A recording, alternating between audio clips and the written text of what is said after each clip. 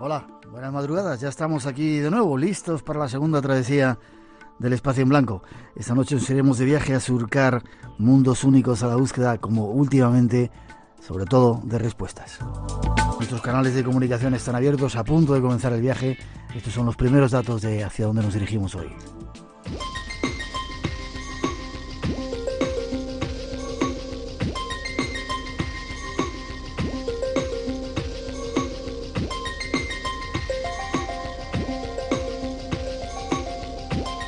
Nuestra cita esta noche se presenta movida.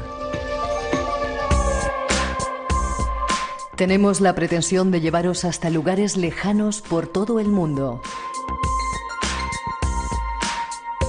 Enclaves en los que se aposentan algunos de los más grandes misterios de la historia de la humanidad. Nuestro invitado afirma que ese ente gigantesco al que llamamos historia está escrito a toscas pinceladas, y en él hay demasiadas incógnitas y apenas alguna certeza. Nuestra intención esta noche es volver a buscar respuestas, bucear en la historia, viajar hasta lugares mágicos como la isla de Pascua, las selvas del Perú o las enigmáticas líneas de Nazca. Será un viaje apasionante que ya da comienzo, y si estás por ahí y has elegido nuestro viaje, no te arrepentirás. Te damos la bienvenida.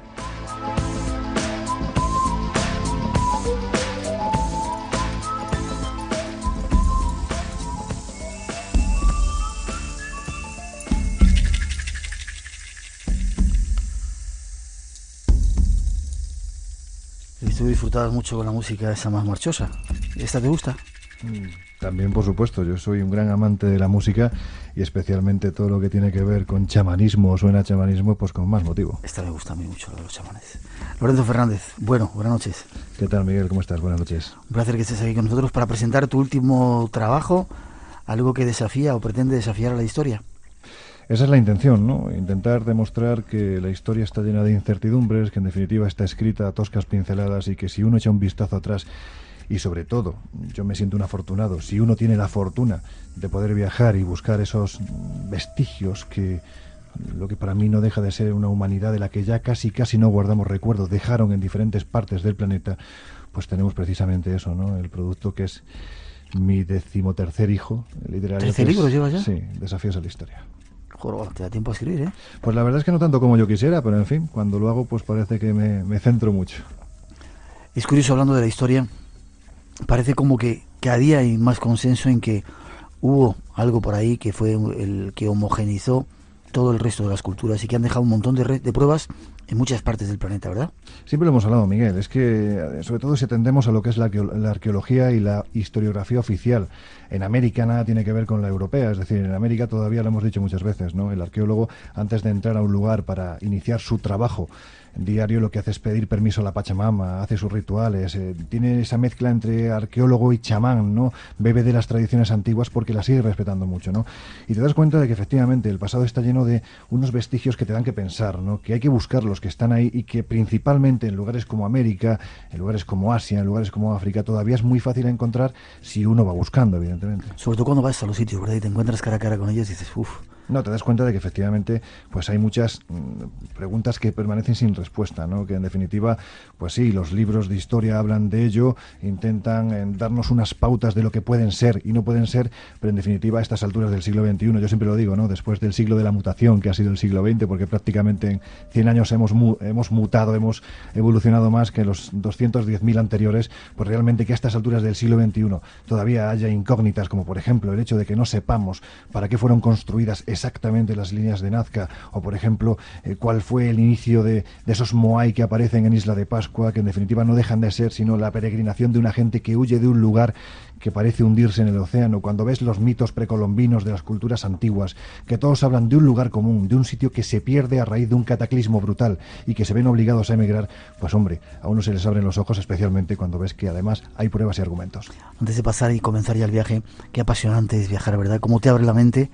Y lo decíamos el otro día, cuanto más viajas, más necesidad tienes de viajar, porque te das cuenta que has estado en México, acabáis de llegar hace poco tiempo, y te das cuenta cuando estás ahí que hay 1000 cosas más que se pueden descubrir o investigar, ¿verdad? Y tienes que volver otra vez y tienes que seguir de viaje. Pues cuando viajas yo creo que te das cuenta de lo ignorante que eres, ¿no? También eso. Y de cuánto queda por aprender. Te das cuenta de que todavía hoy, en este primer mundo en el que vivimos, ¿no? En esta Europa primermundista, pues casi estamos pegados a cosas tan materiales como es estar pegado pues a la televisión, y no atiendes, por ejemplo, a la sabiduría que tú en otros sitios, pues por ejemplo como México, ¿no? En la zona de Baja California hemos tenido oportunidad de hablar con indígenas, con chamanes, con ancianos, ¿no? Que te transmiten un saber, Miguel, que en cuestión de una hora te dan una lección que no aprendes en toda tu vida, ¿no? Que nadie te da en toda tu vida. Y yo creo que eso es lo bonito de viajar, ¿no? Para mí ha sido una apertura de mente, una apertura de ojos, un aprendizaje constante, y lo que tú dices, vuelves diciendo qué bien estoy en mi casa, pero menos mal que mañana también me voy. Sí, señor.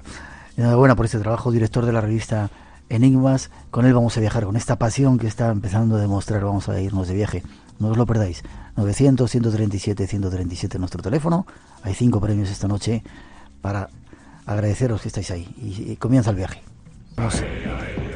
¿Por qué Perú, aunque bueno, Cámbaro está en otro lugar, no está en Perú, pero por qué Perú es un país tan misterioso, con tantas cosas, con tanto contraste además? La selva, el mar, los desiertos. Pues fíjate, yo se lo pregunté a un arqueólogo, un buen amigo, Quirino Olivera. Tú lo conoces, Miguel, hoy en día es el encargado del Museo de las Tumbas Reales de Sipán.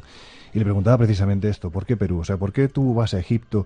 Egipto es monumental, es bestial, es alucinante, pero es lineal, es decir, tienes una etapa egipcia, tienes una etapa romana, grecorromana, pero tú vas a Perú y Perú son muchos Egiptos a la vez. Es decir, es que estás pasando en apenas 200 kilómetros del más árido de los desiertos a la más profunda de las selvas, y entre medias tienes que saltar una montaña de más de 5.000 metros. Y en estos lugares se edificaron, bueno, los utilizaron civilizaciones avanzadísimas para construir su cultura. Civilizaciones que nada tienen que ver una con otra, es decir, los mochicas nada tienen que ver con la cultura chachapoyas, los chachapoyas no tienen absolutamente nada que ver con el inca, es decir, y en una pequeña franja de terreno se concentran. Ante esta pregunta él me respondió: porque Perú se hizo para que vinieran los dioses. Digo, pues tienes razón. Se hizo para que vinieran los dioses. Está hecho, hay partes que da la sensación. Vamos a ver, estamos evidentemente utilizando una metáfora, ¿no? Pero parece estar hecho en ocasiones a escala de gigantes, a escala de dioses, porque realmente es ciertamente inexplicable cuando uno se planta, por ejemplo, en la fortaleza de Sacsayhuamán, ¿no? A 3.800 metros de altitud, muy cerca del ombligo del mundo, de Cuzco, la capital de Tlahuantinsuyo, y te das cuenta que hay piedras que llegan a pesar hasta 40 toneladas. Ahí ya no es la cuestión de cómo se ubica la piedra, cómo se coloca con tal perfección que prácticamente es un encaje de bolillos, ¿no? Piedras gigantes con piedras pequeñas que encajan como si fuera un puzzle. No es solo eso, es pensar cómo fueron desplazadas desde la cantera que se encontraba a varios cientos de kilómetros, cómo se logró pulir, cómo se logró desplazar. Fuerza bruta. Es que realmente estamos hablando de enigmas que te plantean con simplemente pues ponértelos a la cara, ¿no? Simplemente con verlos te das cuenta de que realmente hay todavía muchas respuestas que dar, ¿no? A esto. Y eso uno no lo percibe. Hemos podido oír hablar muchas veces de Sacsayhuamán, de esas piedras, de lo grandes que son, pero cuando llegas allí y las ves dices, o como pasa con la Gran Pirámide, cuando las ves dices, uff. Y las tocas, ¿no? Claro. Que cuando las tocas percibes, yo no sé, nunca he creído en eso que llaman energía, ¿no? Especialmente como algo físico, pero evidentemente ahí sí notas. Porque eres algo. Un poco tocho. Bueno, soy un poco descreído en ciertas cosas, ¿no? Pero lo cierto es que cuando uno toca las piedras de Sacsayhuamán te das cuenta de que desprenden algo, y desprende esa historia, inmediatamente te remontas al pasado, ¿no? Y al tocar esas piedras te das cuenta de que allí, por ejemplo, las crónicas nos dicen, entre otras, pues las del Inca Garcilaso de la Vega, ¿no? Que él, cuando era pequeño, Sacsayhuamán por debajo era una auténtica red de túneles. Era una ciudad subterránea absolutamente fascinante, en la que el que entraba generalmente no salía, y si salía, las crónicas decían que, por ejemplo, una de las salidas se encontraban en el Coricancha, el templo del sol, el templo del oro, que está en Cuzco. Es decir, son bastantes metros de descenso, ¿no? Y decían que las crónicas avisaban, ¿no? de gente que había conseguido meterse en esos túneles a través de lo que es la Chincana Grande, lo que podría ser un ara de sacrificios, puesto que están los canales por los que supuestamente descendía la sangre. Y cuando uno se sumergía en esa red de túneles se perdía. Contaban las crónicas que había gente que había aparecido en el Coricancha, que habían aparecido incluso con algunos objetos de oro bastante valiosos, pero completamente locos. Te iba a preguntar por la historia de ese muchacho que se perdió y que apareció con una mazorca de maíz, de oro, lo que prueba, o bueno, puede ser un indicio de que a lo mejor todavía sigue estando el tesoro del Inca ahí escondido. Es lo que se buscaba. Yo quería, ha sido a Cusco directamente, quería ir a quedarnos antes quizá en las líneas de Nazca. De las líneas de Nazca hemos hablado, vamos a seguir hablando, igual que de las piedras de Ica en esa sección que tenemos, pero muy cerca de Nazca.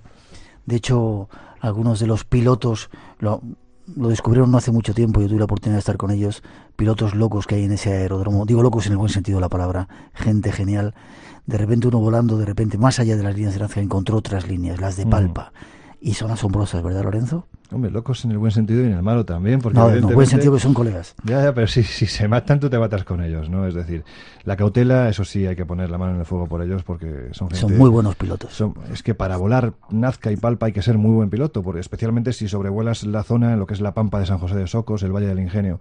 Si lo sobrevuelas más allá de las 2 de la tarde, los cambios térmicos en el desierto son tan brutales que aparte de que tu cabeza se convierte en una auténtica chichonera, corres el riesgo de que efectivamente te vayas a ver las líneas más cerca de lo que se recomienda, ¿no? De hecho, además, tú sabes que la costumbre que tienen los pilotos es que cuando estás en lo alto, sobrevolando Nazca o Palpa, a 200 y pico metros de altitud, pues te dicen, mira, ahí está el mono, ahí está la araña. Y, bueno, pues al principio no lo ves, ¿no? Los ojos no están acostumbrados a esa tierra ocre lineal, ¿no?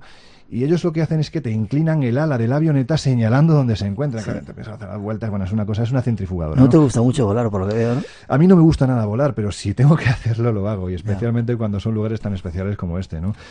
Estamos hablando de que la gente sobrevuela las universales líneas de Nazca, pero muy poquita gente se sumerge más allá en el desierto porque es realmente complicado, porque es más peligroso y también, evidentemente, porque es más caro, ¿no? Para ver las líneas de Nazca hay que estar, pues, una media hora de vuelo. Para llegar hasta Palpa tienes que estar 1 hora y media de vuelo, metiéndote dentro del desierto con el riesgo que ello comporta. Pero merece la pena. Merece la pena porque el hombre de Nazca, hace entre 1000 y 1500 años, plasmó en esa superficie del desierto, pues algo tan sumamente común, por aquel entonces, para él, como podría ser, pues, un mono, un colibrí, un jaguar, el animal sagrado, el cóndor, en definitiva, esa fauna que tenía alrededor.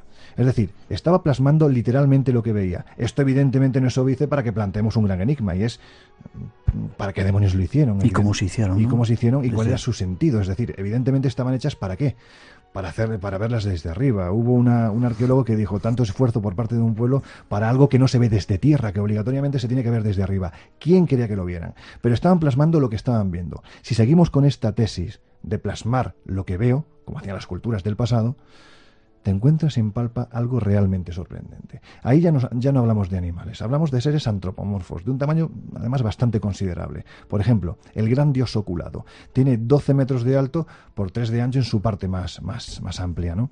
Este ser es un ser con unos ojos que parece que salen de las órbitas, con una especie de corona de fuego que rodea toda su cabeza y con una especie de antenas que parten de la cabeza y prácticamente llegan a tocar el suelo. Pues como el gran dios oculado, tenemos tantas y tantas figuras en Palpa que a uno se le sobrecoge el corazón cuando empieza a observarlas y sobre todo, Miguel, cuando te sientes observado por ellos, porque tú les estás viendo desde arriba, pero es que ellos desde abajo también te están mirando y te están diciendo, bueno, ¿qué crees que somos? No hay respuesta para ello. ¿Quién hizo eso? Pues mira, se supone, por los estudios que se realizaron, porque como tú bien dices, realmente se descubren en un tiempo muy reciente. Hablamos del año 1997, cuando un equipo compuesto por arqueólogos alemanes y peruanos llegan hasta este lugar que en las crónicas del pasado, hablamos en el año 1926 y en 1941, ya Toribio Mesía Shespe y también Julio Tello, incluso el célebre Paul Kosok, ¿no?, que es el que da la universalidad a las líneas de Nazca, ya hablaban de que más allá del Valle del Ingenio, había cerca de Cantayoc, del pueblo de Cantayoc, había una serie de líneas que podrían representar algo similar a lo que era Nazca, pero como no eran tan evidentes como las de Nazca, se dejaron de lado. Hasta el año 1997, cuando este equipo de arqueólogos llegan hasta allí y se empiezan a encontrar con que, aparte de ballenas, hay representadas ballenas, hay representados zorros, es decir, bueno, pues animales más o menos corrientes, aunque una ballena a mitad del desierto, pues dime tú qué hace, en fin, es para planteárselo, pero lo cierto es que lo primero que dictaminan es que son todavía más antiguas que las líneas de Nazca, es decir, tenemos que remontarnos por lo menos 500 años atrás. Estamos hablando de entre el siglo I después de Cristo y el siglo VI aproximadamente. Y lo que se pinta es algo tan sumamente asombroso que a día de hoy no tiene explicación. Son, por decirlo de alguna forma, seres grotescos, auténticas monstruosidades que están mirando a los cielos. Yo no sé si el que lo vio o el que lo plasmó en el suelo en el desierto de Palpa lo que representó era precisamente lo que estaba viendo o lo que venía de arriba, pero desde luego si era eso, pues lo mejor que pudieron hacer es salir corriendo. Lo curioso es que se descubrió casualmente, nunca había llovido, hacía mucho tiempo que no llovía en Palpa. A mí me contaban los pilotos, yo estuve viéndolas en el 90 y recién descubiertas, con esa panda de gente genial, locos que están allí, sí, en el campo de aterrizaje de las líneas. Decían que eso había llovido, había habido una tormenta, esa agua había removido un poco, limpiado el polvo y de repente aparecieron esas extrañas figuras. lo llaman los dioses astronautas. Sí, es que de hecho, a ver, no es una cuestión de que nosotros desde aquí queramos decir, pues es que resulta que es que son extraterrestres o se parecen mucho. Pues no, pues tampoco sabemos cómo son los extraterrestres, salvo por lo que nos dicen los contactados, ¿no? Pero evidentemente lo que está representado ahí, si se pudiera denominar de alguna forma, evidentemente es o bien como un astronauta, o bien como un extraterrestre, o bien como un bicharraco realmente feo, pero que está ahí y que plasma lo que el hombre que lo hace ve. Por lo tanto, la pregunta es, ¿qué estaba viendo ese artista que lo plasma en la pampa de Palpa? Pues desde luego vuelvo a repetir algo ciertamente desagradable porque da verdadero pavor y es algo a lo que la arqueología hoy en día se enfrenta y no es capaz de dar explicación. Se lucubra, bueno, pues con ensoñaciones llevadas a cabo, pues por ejemplo, pues con métodos que utilizan los chamanes, como por ejemplo el cactus de San Pedro, ¿no? Por ejemplo, que se destila, se extrae la mezcalina, que puede provocar un estado alterado de conciencia, pero tú bien sabes, Miguel, que te lo puede decir cualquier antropólogo, cualquier incluso médico, es decir, homeópata, ¿no? Que cuando tú estás en un estado alterado de conciencia provocado, bien sea por la mezcalina, por el ayahuasca, por el San Pedro, por el peyote, tú no puedes imaginar nada que previamente no hayas visto. Es decir, tú no puedes crear algo que no tengas esa base en el cerebro, en nuestra pequeña base de datos cerebral. Tú no puedes crearlo. Es decir, lo que hay plasmado, si lo vio el hombre de Palpa, es que ese algo existía. La pregunta es, ¿qué era ese algo?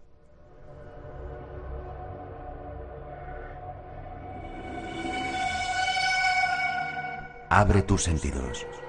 Un nuevo universo de respuestas te espera. Espacio en Blanco, en Radio Nacional de España, con Miguel Blanco. El misterio continúa. 2:26, 1:26 en las Islas Canarias, aquí en Radio Nacional de España esta noche, disfrutando de un viaje por uno de los lugares favoritos.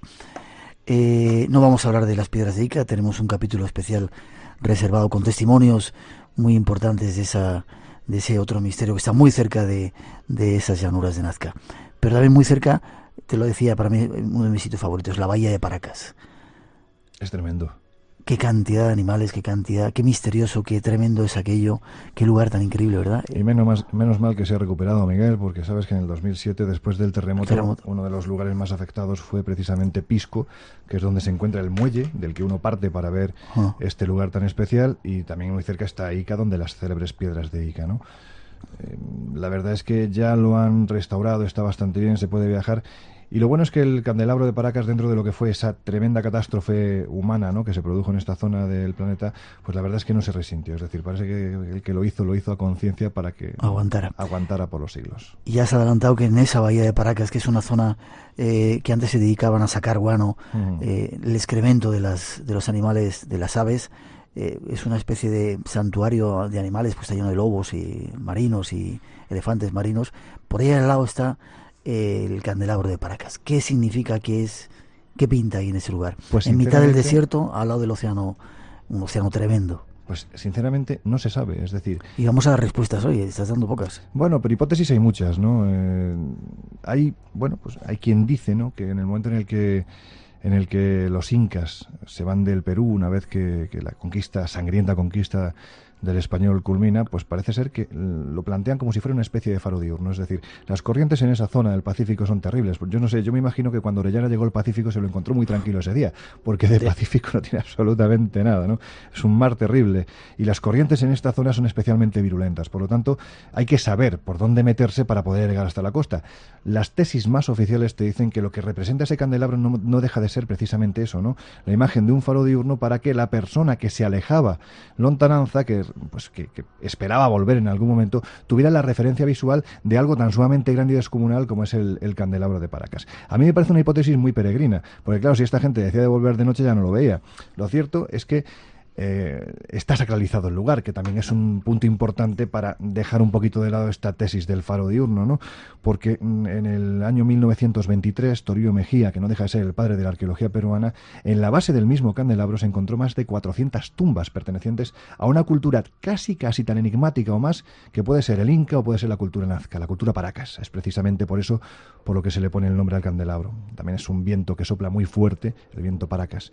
Lo cierto es que se encuentran más de 400 fardos recordos funerarios a la vera de ese candelabro, ¿no? Y lo que se imaginaba Toribio mientras se empezaba a excavar y a poco menos de 3 metros de profundidad empezaba a salir ese recuerdo del pasado, ¿no? Esa vida, ¿no? Convertida en algo eterno como es una momia, pues lo que recordaba es lo que tenía que haber sido aquello, ¿no? Es decir, una peregrinación absoluta con más de 400 cuerpos, porque evidentemente aquello no fue enterrado uno a uno y con el transcurso del tiempo, sino que fueron enterrados todos de golpe, como si se quisieran ocultar de algo.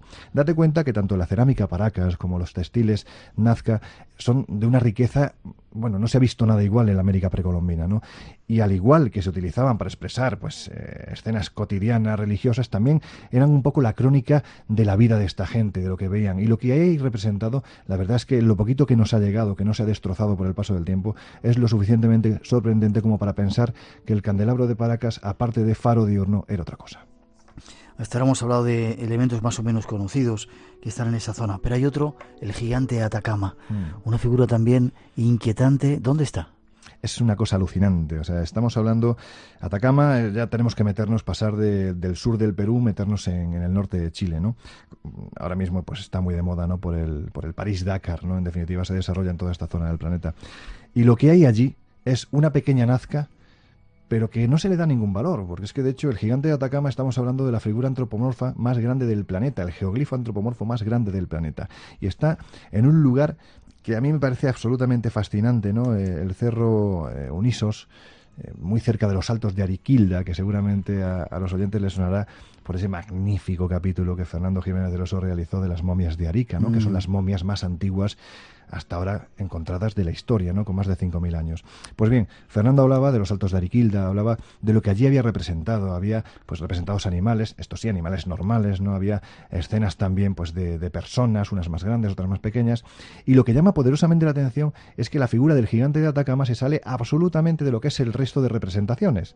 De hecho, tú lo sabes, Miguel, cuando vas a Perú, vas a Chile, a estos sitios, te das cuenta de que esa afición por pintar en la colina de la montaña todavía sigue muy fuerte, ¿no? Es decir, ya sea para transmitir un mensaje de voto, de lo que sea, ¿no? Pero el caso es que está claro que se les daba bien hacerlo hace tiempo y se les sigue dando bien hacerlo ahora. Pero, sin embargo, lo que llama la atención del gigante de Atacama es que no se parece absolutamente en nada a lo que hay alrededor. Lo que hay alrededor son gente normal, son animales normales, de un tamaño más grande o más pequeño. Pero eso estamos hablando de un ser bastante enorme, bastante descomunal, grotesco, como si tuviera 4 antenas, una capa como de plumas, sosteniendo un bastón de mando. Es decir, es un ser bastante extraño que a día de hoy podría ser perfectamente pues el logotipo de una marca de deportes, porque realmente además es que es muy bonito. Y sin embargo, a día de hoy se sabe que puede ser del 900 después de Cristo aproximadamente, pero lo cierto es que no se ponen de acuerdo. Es decir, le podemos dar la antigüedad, igual que ocurre con el candelabro de Paracas, le podemos dar la antigüedad que queramos, porque a día de hoy no se sabe quién lo hizo, cómo lo hizo y para qué lo hizo. Un nuevo interrogante más de esa pieza de la historia que falta por componer, ¿no? Es otro desafío a la historia. Antes de irnos a otras islas que hay por ahí esperándonos, vamos a la selva, de los desiertos del mar en Perú nos vamos a la selva. Cuélap, habéis estado en Machu Picchu, evidentemente, no vamos a hablar de ello. Cuélap, hemos hablado. Ahí descubristeis algo vosotros, ¿no? Que no era tan conocido, no estaba en los libros de... Bueno, Cuélap es un sitio que para llegar a él es ciertamente complicado, ¿no? Tienes que llegar a un lugar, pues, con un nombre un tanto, yo siempre lo digo, ¿no? Un poco, en fin, cada uno que lo tome como quieras, Chachapollas. Es decir, es que parece un insulto, ¿verdad? Pues no. Es una de las grandes culturas del pasado.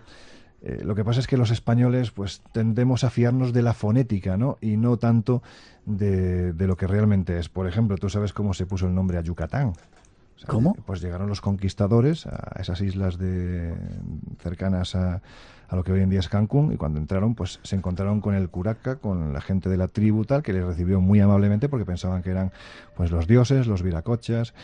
Y entonces, bueno, pues preguntaron con el cronista allí, preguntaron que cómo se llamaba aquello. Entonces, pues la gente de los clanes tribales muy amablemente preguntaron Huit Apán. Significa, ¿qué dicen estos? Pues bueno, pues a partir de entonces se llamó Yucatán. Pues lo mismo pasó con Chachapollas. Es decir, Chachapollas cuando le preguntaron... Chiste, no, parece un chiste, pero es real. Es decir, es que Chachapollas, por ejemplo, era Sachapuyas, que significa los hombres de la niebla. Pues ni Sash apullas ni puñetas, es decir, chachapollas, y desde entonces pues San Juan de las Chachapollas, porque además hay que santificarlo. Lo cierto es que para llegar a Chachapollas, que es hoy en día la capital de la Amazonía peruana, es un camino realmente difícil, está lleno de asaltantes, Sendero Luminoso, de hecho sigue todavía pues dando mucho la vara en esta zona del planeta, pero merece la pena porque muy cerca de San Juan de las Chachapollas tienes la ciudad de Cuela. Para subir a Cuela, además, es todavía más difícil, porque vas por un sendero prácticamente de barro, en el que tienes que ir con un 4x4, en el que subes de los 2000 y pico metros en los que se encuentra, vuelvo a repetir, Chachapollas, hasta Cuela, que está a 3000 y pico metros. Es, bueno, unos por cortados, selva, camino de selva, todo además selva de montaña, que, bueno, la gente se imagina un poco lo que es la selva de río, que es realmente complicado caminar por ella, pero es que la selva de montaña es todavía más, porque es puede que más frondosa y encima tienes que ir subiendo, bajando y esquivando cosas, ¿no? Por lo tanto es mucho más complicado. Llegar allí es difícil, ¿no? Nosotros llegamos y nos sorprendimos porque además fuimos con los arqueólogos que a día de hoy están trabajando allí. Allí apenas va nadie, es decir, puede ser Cuela hoy en día lo que Machu Picchu era en 1911 cuando lo descubrió Hiram Bingham. Algo cubierto por la selva, una ciudad absolutamente maravillosa, preciosa, en ese estado en el que parece que está metida en una ensoñación. Se ha quedado parada en un momento de la historia y tú llegas y te la encuentras tal y como quedó, como si la gente hubiera salido corriendo, ¿no? Lo que decían hasta ahora es que era poco menos que una ciudad religiosa. Pero lo cierto es que cuando tú subes a 3000 y pico metros de altitud, perdón, que era una ciudad defensiva. Pero cuando tú llegas a 3000 y pico metros de altitud, pues lo primero que te preguntas es, a 3000 metros, ¿de quién se querían defender? ¿Quién subía hasta allí? Claro, ¿quién subía hasta allí? Ya la hipótesis que te plantean los arqueólogos, siempre en el campo más subliminal, casi onírico, es el hecho de que ellos no se querían defender de nadie que subiera, sino de gente que bajaba, porque lo que querían era estar cerca de los apus, de los dioses de las montañas. A veces los apus hemos visto que no eran especialmente agradables. Solo hay que irse al Museo de Sipán para ver cómo los representan, y son seres casi tan grotescos, tan enfadados, tan cabreados como los que podemos encontrarse en la pampa de Palpa, ¿no?, de la que hemos hablado anteriormente. Lo cierto es que cuando uno entra te das cuenta de que Cuela primero tiene un muro de 20 metros. El tipo de construcción es muy similar a la de Cuzco. Te quiero decir, Cuzco está a 3000 y pico metros, pero la cantera está muy cerca. Sin embargo, allí no, allí tienes que subir la piedra a fuerza bruta. Para levantar un muro de 20 metros, la ciudadela está rodeada por más de 500 metros. Es algo absolutamente alucinante. Pues nosotros fuimos allí con un señor que, aparte de arqueólogo, también era chamán, como no podía ser de otra forma. Y allí realizó una serie de invocaciones, cuando ya nos dimos cuenta de que aquello era realmente un lugar defensivo, Hizo una serie de invocaciones. Yo recuerdo, Miguel, que estaba el hombre invocando al Inti, al dios Sol, y de repente de las nubes salió un rayo y directamente nos dio. Invocó al viento y el viento se manifestó. Hizo una serie de invocaciones a la lluvia y de repente al cabo de un rato empezó a llover. Es decir, es algo realmente sorprendente, ¿no? Lo que allí se palpa, lo que se vive. Por muy escéptico que seas, llega un punto, Miguel, en que la casualidad no existe. Allí se está produciendo algo, una movilización de esas energías en las que a mí me cuesta creer, pero que realmente hay gente que todavía, siguiendo esas, en definitiva, enseñanzas ancestrales, a día de hoy se han mantenido, se siguen manejando, y en ocasiones, si tú se lo pides, vas de buena fe, aunque seas un poquitín escéptico, esta gente hace que eso, lo misterioso, se vuelva a manifestar.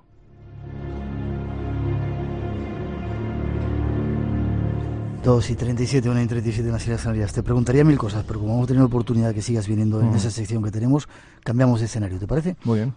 Y tenemos que ir a Perú, ¿eh? Hace tiempo, yo por lo menos que no voy. Sí. Hay que regresar a Perú, ese país fantástico. Yo creo que disfrutaríamos muchísimo, además. Si Los dos juntos allí disfrutaremos muchísimo. Si Dios quiere, iremos. Vámonos a otro lugar, también una pieza de ese rompecabezas de la historia. Nuestro compañero ha estado por allí y nos cuenta enseguida.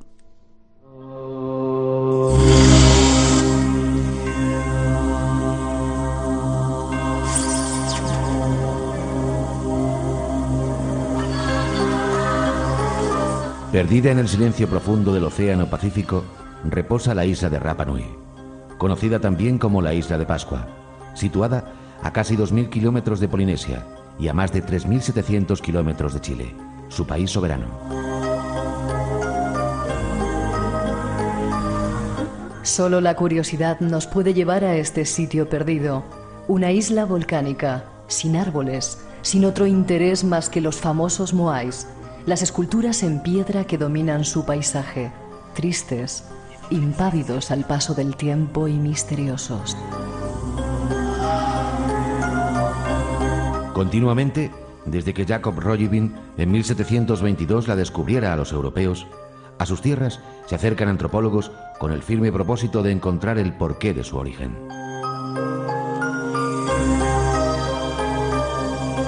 Estos moais forman parte del Parque Nacional de Rapa Nui desde 1935. Sus impresionantes siluetas se pueden encontrar en peor o en mejor estado por toda la isla, hasta contar un número de casi 1000 esculturas, talladas en toba volcánica traídas de las canteras del volcán Rano Raraku.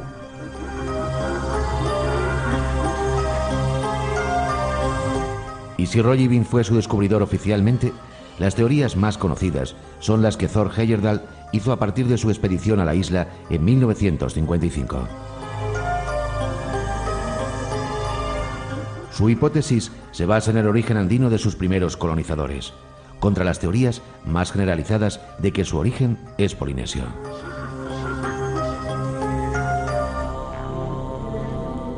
No obstante, en torno a las gigantescas esculturas sigue habiendo numerosos misterios, pues nadie ha podido determinar cómo se extinguieron aquellos indígenas, o cómo fueron capaces de transportar y construir semejantes estatuas que pueden llegar hasta los 10 metros de altura, los 7,5 metros de diámetro y las casi 20 toneladas de peso, una antigüedad que podría remontarse a los siglos IV o V.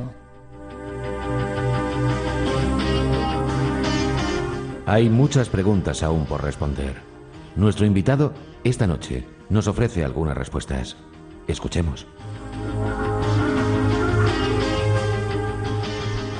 Seguimos volando de la costa de Perú, Chile, nos vamos hasta otras islas perdidas en mitad del océano. Rapa Nui, la isla de Pascua. ¿Qué es esa isla? ¿Qué son los moais? ¿Qué se siente cuando llegas allí? Pues este sí que realmente fue lo que me hizo a mí en su momento plantearme que el título del libro fuera Desafíos a la Historia, ¿no? Porque realmente es que es un desafío a día de hoy. Pero fíjate, Miguel, es que el desafío real no son los moai. ¿No? No son los moai, es todo lo que rodea a la historia de Pascua. Los moai, evidentemente, a día de hoy, pues son unas estatuas colosales, unos bustos colosales que vete a saber a quién representan. No sabemos cuál era la intencionalidad del que los hizo, para qué, por qué. Pero eso ya lo sabemos. Mal que te hemos traído para pedir las respuestas. Pero eso ya lo sabemos, vuelvo a repetir, eso ya lo sabemos. Es decir, sabemos que no sabemos nada de los moai, ¿no? Pero lo que realmente interesa es lo que ha ido saliendo, lo que se ha ido estudiando y lo que realmente nos han ido arrojando grandes estudiosos en torno a lo que podría ser la procedencia de la gente que construyó los moai, que yo creo que es lo más interesante. Los moai no crecen como pepinos de la tierra, es decir, alguien llega allí y los hace, pero ¿de dónde procede la gente? Esa gente, ¿de dónde procede? Que acaban en una isla, Miguel, que se encuentra a 3.700 kilómetros de las costas de Chile y a 4.000 kilómetros de las costas de Tahití. Es que están en el centro del, de su pequeño mundo, ¿no? El ombligo del mundo, como era conocido. Perdidos en mitad de la nada. En mitad de la nada. Mira, hay una serie de datos que han ido saliendo que a mí me llaman poderosamente la atención, ¿no? Es el hecho de que, por ejemplo, los moai, ¿no? Cuando el padre Eugene Guiraud se pasa 9 meses en finales del 19 viviendo con los Rapa Nui, que por supuesto ya no tienen nada que ver con los antiguos Rapa Nui, es decir, los primeros Rapa Nui, cuando llega allí, no Jacob Roggeveen, ¿no? Que es el que descubre la isla, como se decía en esta introducción, sino el primero que va, que es Edward Davis, el bucanero, con bula de la monarca del Reino Unido. Cuando se queda a una milla, él lo que dice es que no llega hasta allí, primero porque hay una serie de cabezas que parecen estar hechas como de arcilla, que le dan un poquito de miedo, y luego porque además la gente que hay, a pesar de ir medio desnuda, puesto que a una milla náutica ves la gente que está en la costa, pues pese a ir medio desnuda, con sus abalorios, sus pinturas, la sensación que te da es que no son indígenas polinesios, es que parecen europeos. Y esa sensación a Edward Davis, un hombre de mucha batalla, de mucha cicatriz en la cara, un bucanero de los antiguos, le da tanto susto que decide pasar de largo y, a pesar de todo, deja cartografiada la isla. Por eso, a partir de ese instante se pasa a llamarse Tierra de Davis, ¿no? Menos mal que no bajaron tampoco, porque a pesar de que el nombre del barco era The Bachelor's Delight, la delicia de los solteros, menos mal que no bajaron, porque si no se hubieran cargado literalmente a todos los habitantes de Pascua. Pero lo cierto es que a partir de aquí es cuando empieza la historia de Pascua, cuando empezamos a conocer un poquitín más, y es precisamente el padre Eugene Guiraud, como te decía, el que asegura que no ve un especial sentimiento religioso en los pascuenses. Es decir, ellos cuando adoran a su gran dios, al dios supremo Make Make, pues parecen entrar en un estado de trance brutal, pues al puro estilo de lo que podemos ver, por ejemplo, en las religiones afrocubanas, ¿no? Por ejemplo, en la santería, ¿no? Cuando se entra en ese estado alterado de conciencia. Pero no ve un especial sentimiento religioso. Entonces, Entonces, evidentemente, si están haciendo los Moai, ¿para qué los hacen? Si no es por un sentimiento religioso, ¿para qué? ¿Para qué adoran al dios Makemake? Pues empiezas a buscar atrás y empiezas a indagar en lo que es la génesis de la historia de Pascua, y es cuando empiezas a ver muchos nexos en común con otras civilizaciones del planeta. Por ejemplo, el hecho de que en Pascua los pascuenses aseguran que ellos proceden de un continente que se hundió a raíz de un gran diluvio, de un gran cataclismo llamado Hiva, y que acabaron con su gran rey Hotumatua desembarcando en las playas de Anaquena. Eso está ahí, y te hablan de un continente llamado Hiva, como en otros lugares te hablan de Mu, como por ejemplo los aymaras del Alto Titicaca te hablan de Atlanticú, como por ejemplo los mayas te hablan de Aztlán, la tierra del agua, como por ejemplo te hablan los incas de que al principio del todo se produce el Uno Pachacuti, es decir, el gran diluvio que todo lo destruye. Es que hay que leer entre líneas, hay que remontarse a ese pasado para entender que no todo está sabido, que no todo está escrito, que posiblemente dentro de la leyenda haya trozos reales, porque ¿cómo si no nos explicamos que esas culturas del pasado, que muchas de ellas ni coinciden geográficamente, ni coinciden históricamente, ni coinciden espiritualmente, hablen de lo mismo, le pongan el nombre que le pongan, siempre hablan de lo mismo? Eso hay que tenerlo en cuenta, especialmente cuando hablamos de Pascua.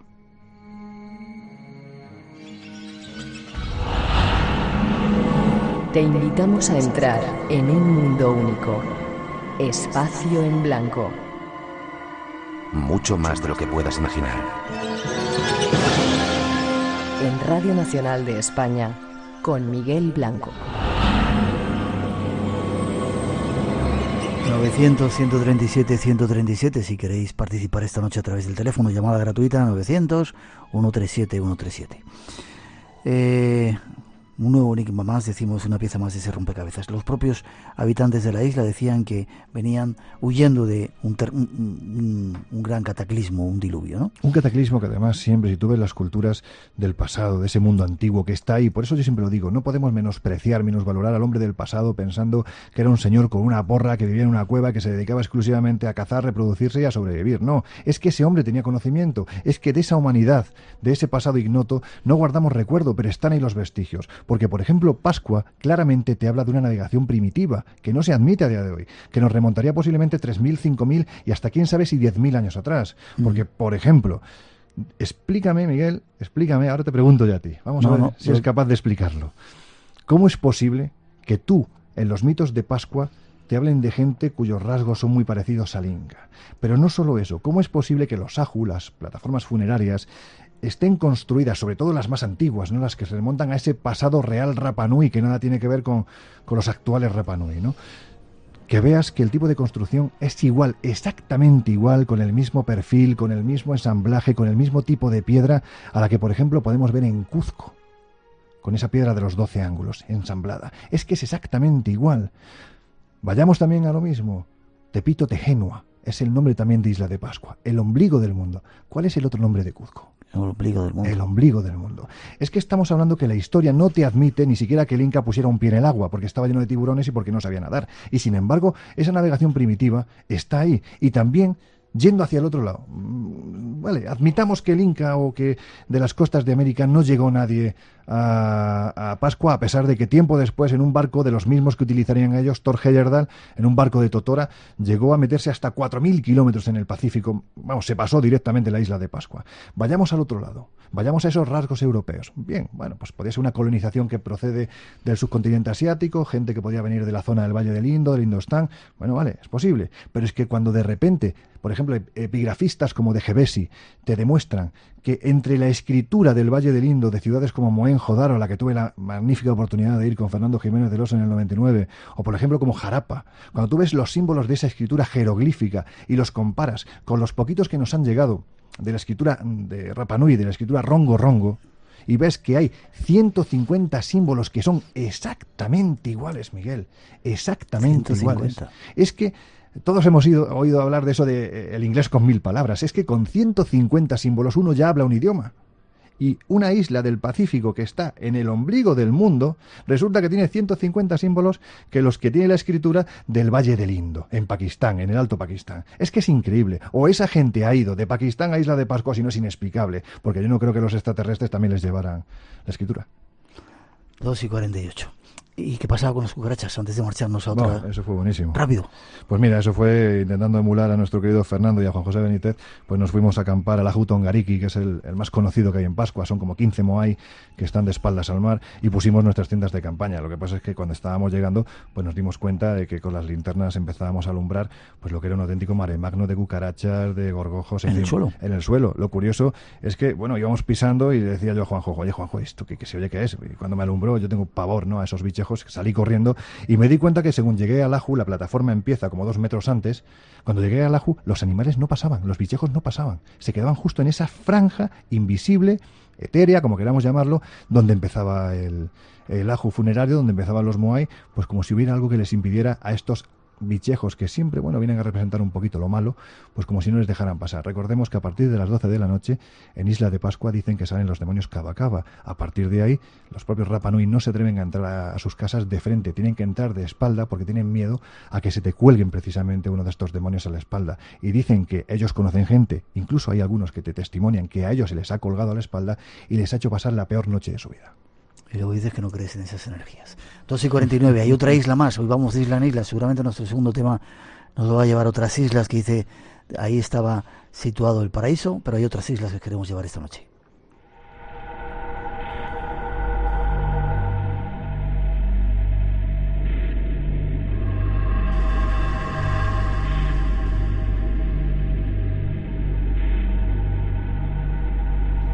Viajamos ahora hasta Nueva Escocia, en Canadá.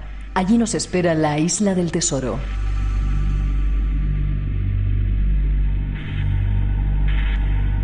En la isla de Oak, Nueva Escocia, Canadá, existe un enorme laberinto de túneles donde se esconde el pozo de un tesoro que aún no se ha conseguido descubrir, pese a las numerosas excavaciones realizadas desde su descubrimiento en 1795.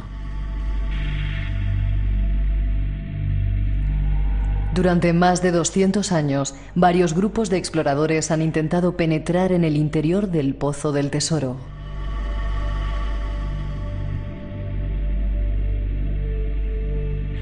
La historia comenzaba un día de verano de 1795.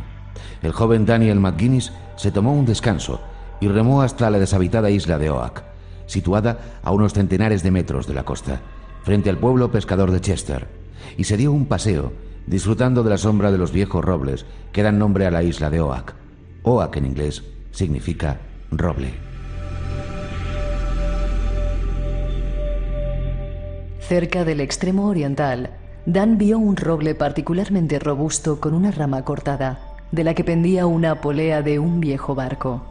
Bajo esa rama había una depresión circular, como si la tierra se hubiese asentado después de ser removida. Pensando que podría haber encontrado el tesoro de unos piratas, McGuinness regresó al continente y explicó su hallazgo a 2 amigos, Paul Smith y Anthony Bogan. Los 3 se armaron de picos y palas y se fueron a cavar bajo el viejo roble. Los jóvenes no tardaron en darse cuenta de que el hoyo no era una depresión natural en la piedra caliza. Apartar la tierra removida del centro resultó fácil, pero los lados eran de una dura arcilla en la que se apreciaban las marcas de los picos de los excavadores originales. A unos 60 centímetros de profundidad, encontraron una capa de piedras parecidas a las de pavimentar. Estas piedras procedían de un río, el Goul, situado a 3 kilómetros de la isla. Quitaron la capa de piedras y siguieron excavando. A 3 metros de profundidad encontraron una plataforma de troncos de roble. Estos cedían en el centro, pero estaban firmemente incrustados en las paredes de arcilla del pozo. Las quitaron con dificultades y siguieron adelante. A los 6 metros encontraron otra plataforma de roble idéntica a la anterior. Trabajaron duro, pero tuvieron que reconocer que aquella tarea era superior a la que podían realizar. Marcaron el lugar y abandonaron la isla para proseguir con la pesca, la agricultura y la tala de árboles.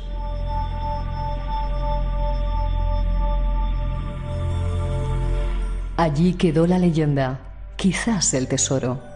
Nuestro invitado tiene más datos.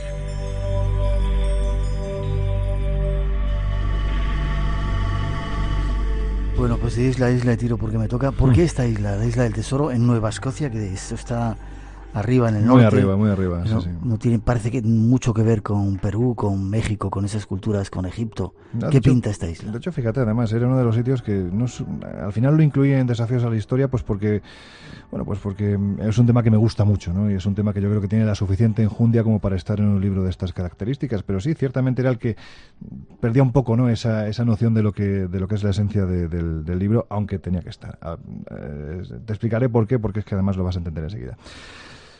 Cuando estaban excavando en ese agujero los tres chavales, Daniel McKinney, Anthony Pauc y John Smith, estaban excavando, pues se dieron cuenta de que una vez que pasaban esos troncadas, ¿no? Esas plataformas de troncos de roble con fibra de coco, se dieron cuenta de que un poquito más abajo, unos 12 metros aproximadamente de profundidad, se cercioraron de que los picos empezaron a dar en algo duro, ¿no? Evidentemente se emocionaron porque ellos esperaban encontrar algo parecido a los tesoros que William Kidd o Francis Drake habían dejado en el lugar. Había leyendas acerca de que podía Claro. ser un lugar donde había tesoros. Era un sitio de tesoros y un sitio maldito, porque date cuenta que a Oak Island, si nadie fue antes a excavar, es porque se decía que había un grupo de aguerridos buscadores de tesoros que habían partido de Chester, en esa bahía de Mahon, de donde venían los tres jóvenes, y que cuando se sumergieron en la foresta de Oak Island, pues se perdieron para siempre. Decían que no habían vuelto nunca, pero es que además se decía que por las noches en las playas de Oak Island se veían extrañas luminarias que corrían de un extremo a otro. Se decía también que se veían unas bestias grotescas, pues al estilo de perros gigantescos. Hablaban, por ejemplo,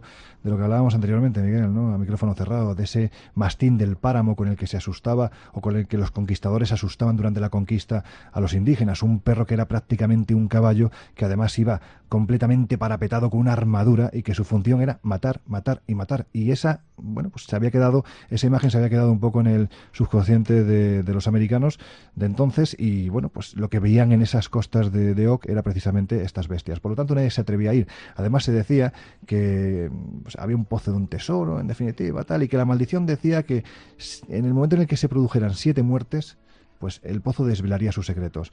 Los que habían partido y se suponía que estaban muertos eran 6, por lo tanto nadie quería ser el séptimo. Ya. Esos jóvenes estaban excavando. No quiero que adelantes mucho, hasta después de las noticias, si puedes, lo que encontraron allí y ese nexo que tú haces. Pero hubo alguien que se interesó, empezó a comprar todos los terrenos alrededor de ese pozo con la firme convicción de que quizá fuera un tesoro de los templarios, quizá. A ver, John Smith es el mayor de los 3 chicos, tenía 20 años. Cuando fueron al lugar y encontraron lo que encontraron, que después hablaremos de ello, ellos intentaron seguir las prospecciones, pero se daban cuenta de que el pozo era una trampa natural o artificial, alguien la había hecho, ¿no? Porque ciertamente, según iban profundizando, el pozo se iba desmoronando sobre sus cabezas, como si intentara ocultar algo. Había galerías subterráneas que partían hasta una playa muy cercana, la de Smith Cove, de tal forma que cuando la marea subía, el agua subía y el pozo, pues, que corrías el riesgo de ahogarte. Por lo tanto, decidieron esperar un tiempo, tuvieron la paciencia de esperar durante 10 años para tener los medios suficientes y el dinero suficiente para poder emprender esa acción, ¿no?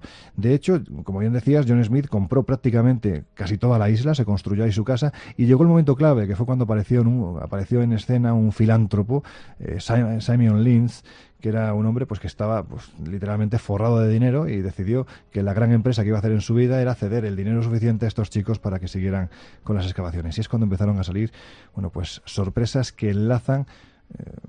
Hay quien dice que con la guerra de secesión norteamericana, hay quien dice que con los piratas bucaneros como Drake o Kidd, pero también hay quien dice que con los templarios.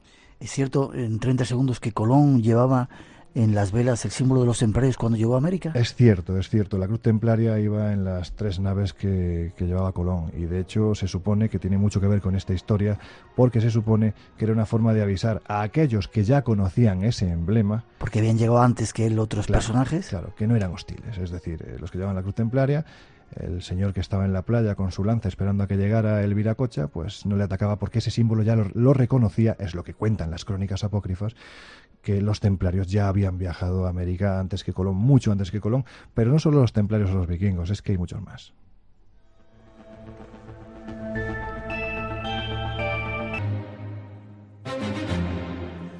Hola, buenas madrugadas. Llegamos y como siempre cargados de misterios, y lo queremos compartir a lo largo de estas próximas 2 horas aquí en vuestra casa, en Radio Nacional.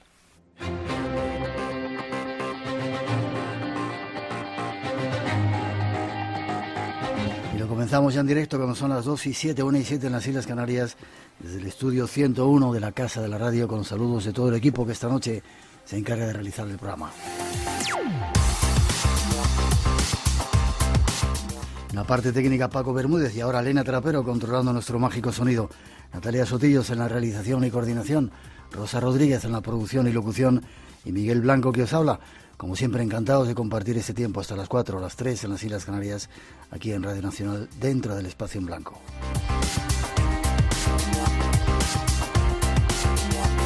Y abrimos canales de comunicación. Como siempre, ya sabéis, tenemos 5 premios, 5 regalos para agradeceros vuestra atención constante. Teléfono de llamada gratuita 900-137-137. Me echan la bronca porque dice que tengo los auriculares muy altos. 900-137-137, nuestro teléfono de llamada gratuita. Blanco Radio en las redes sociales, en el Face y en Twitter. Espacio en blanco @rtv.es en el email. Y tenemos un número de WhatsApp nuevo que enseguida os decimos. 633 44 88 16. Repetimos, 633 44 88 16 para cualquier pregunta o para dejar esas notas de voz en cualquier parte del mundo que nos estés escuchando. Y con la gratitud a algunos amigos que han venido a vernos, vamos con un avance de los temas que os hemos preparado. Una extraña técnica para comunicarse con el más allá. Nos esperan experiencias excitantes, no os lo perdáis.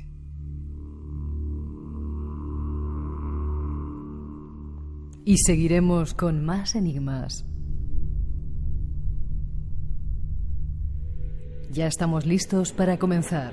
Gracias a todos por estar ahí y por compartir esta nueva experiencia del Espacio en Blanco.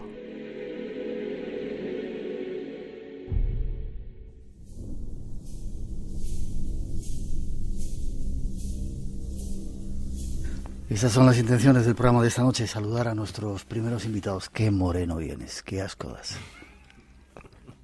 ¿Cómo estás?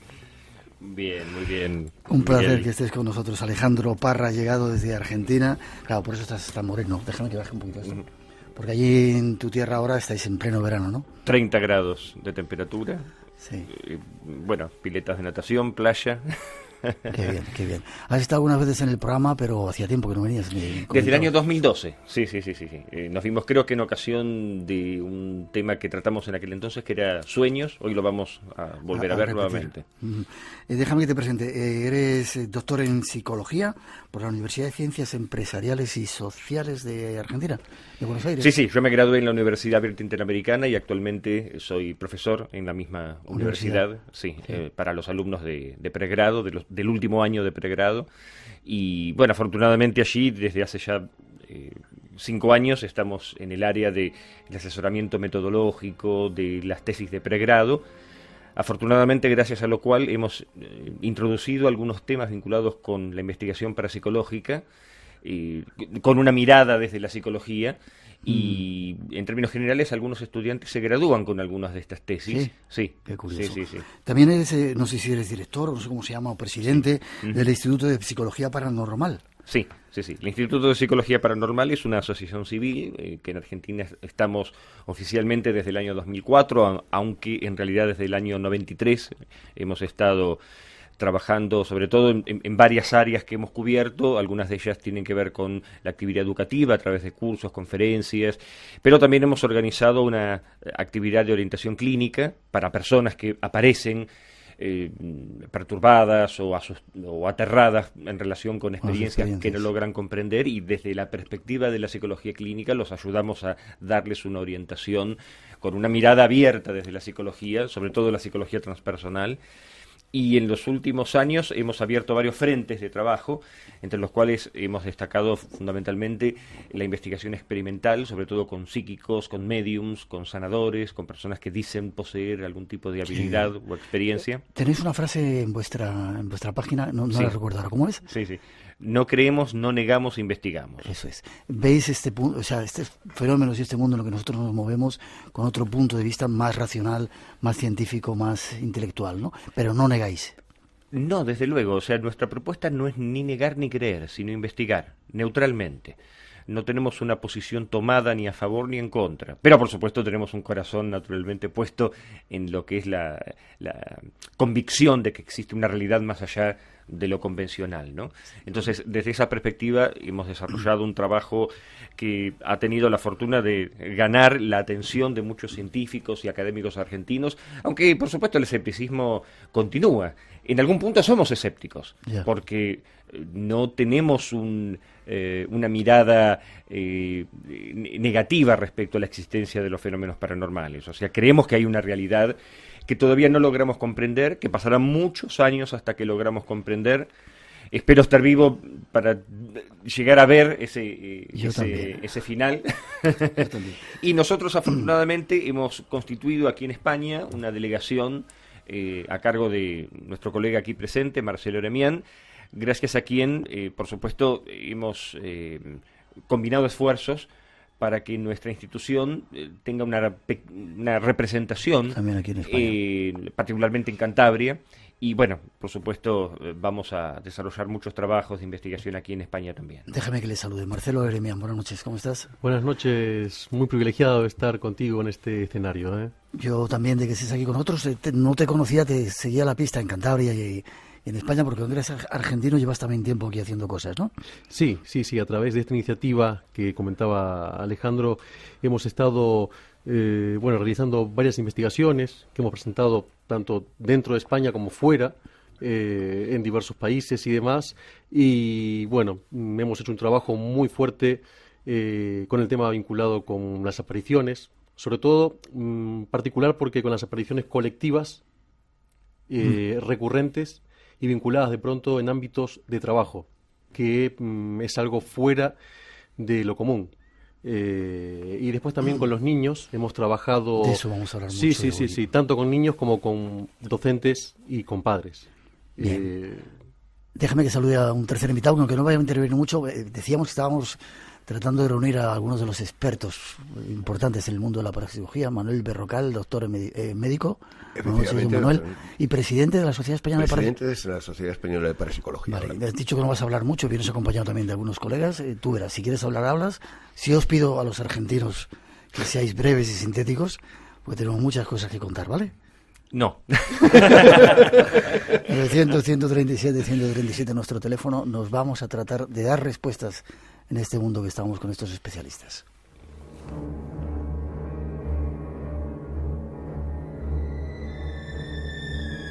Volvemos al mundo de esas experiencias que, según los numerosos testigos, se dan más allá de la muerte, lo que se ha llamado ECMs. Escuchemos algunos ejemplos. Estoy afuera y viéndome desde arriba. A mi alrededor hay algunas figuras. Quiero creer que son almas. No sé por qué, pero me hacen sentir bien. Las conozco. Me siento cómoda con ellas. Es como si me hubieran dado a luz, como si me hubieran criado, como si conocieran cada paso que había dado y todo lo que había hecho en mi vida.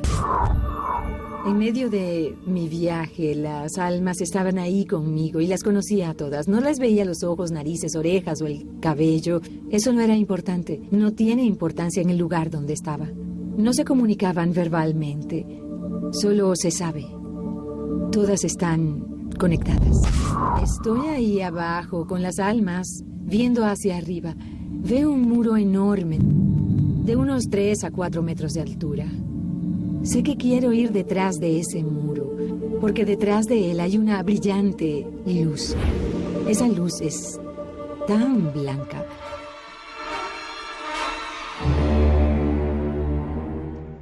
Luces, túnel, almas que esperan, sensaciones de paz. Estas son algunas de las sensaciones que parece que se experimentan en las ECMs. ¿Son reales? ¿Son producto de nuestra mente? Busquemos respuestas. Muchas veces, Alejandro, Marcelo, hemos hablado muchas veces en el programa de ECMs. Hasta Ramón Moody, ha habido muchos de los expertos, pero de repente surge una onda y dicen que todo lo que se vive en las ECM es un producto de nuestra mente, de no sé qué cosa que hay aquí, que te produce no sé qué cosa, y todo lo que aparentemente se vive que es real no existe. Vuestra opinión, desde ese punto de vista científico que tenéis, respuestas queremos. Bueno, a ver... existen esas almas, está la experiencia del túnel, te están esperando al final, hay una luz súper bonita que te está iluminando y llenando. Comencemos del principio. ¿Qué es una experiencia cercana a la muerte? ¿Y qué diferencia hay entre una experiencia cercana a la muerte y una experiencia de proximidad a la muerte? Son dos cosas distintas. Podemos tener un accidente automovilístico y estar próximos a morir. Lo cual no significa que tengamos una experiencia de cercanía a la muerte, porque la experiencia cercana a la muerte se define como aquella experiencia basada en el recuerdo vívido que la persona cuya experiencia de riesgo de vida experimenta cuando recuerda una serie de eventos que están calificados dentro del decálogo de la investigación de ECM, que particularmente está constituido por los miembros del IANS, que es la Organización Internacional para la Investigación de las Experiencias Cercanas a la Muerte, que califica estas experiencias en 14 tipos, dentro de los cuales, si se cumplen en principio al menos 2 o 3 de ellos, esto califica para ser considerado una experiencia cercana a la muerte. El primero de ellos, y probablemente el más común y más frecuente, es lo que llamamos experiencia autoscópica, o sea, la experiencia que, como muy bien comentaba el reporte al inicio del programa, el individuo experimenta cuando siente que algo se desprende de su cuerpo físico y tiene la posibilidad de experimentar una visión panorámica que incluye ver su propio cuerpo tendido, siendo auxiliado por los paramédicos. Se llama experiencia autoscópica. Autoscópica, porque el individuo puede verse a sí mismo como si fuera espejado. Entonces, esta experiencia en particular y la sensación vívida de desprendimiento del cuerpo tiene claramente una explicación fisiológica, porque responde a un mecanismo de defensa de parte del aparato psíquico, de la mente del individuo, en función de una respuesta disociativa en la que el individuo puede ver su propio cuerpo a distancia y, por supuesto, se produce, dada el fenómeno de proximidad a la muerte, que es un fenómeno típicamente orgánico, en función de la actividad cerebral que el individuo reacciona frente a la situación de riesgo de morir, que esto sí es una experiencia de proximidad a la muerte, lo que nosotros en parapsicología llamamos experiencia cercana a la muerte, que no involucra el cuerpo, involucra una dimensión mental y o espiritual,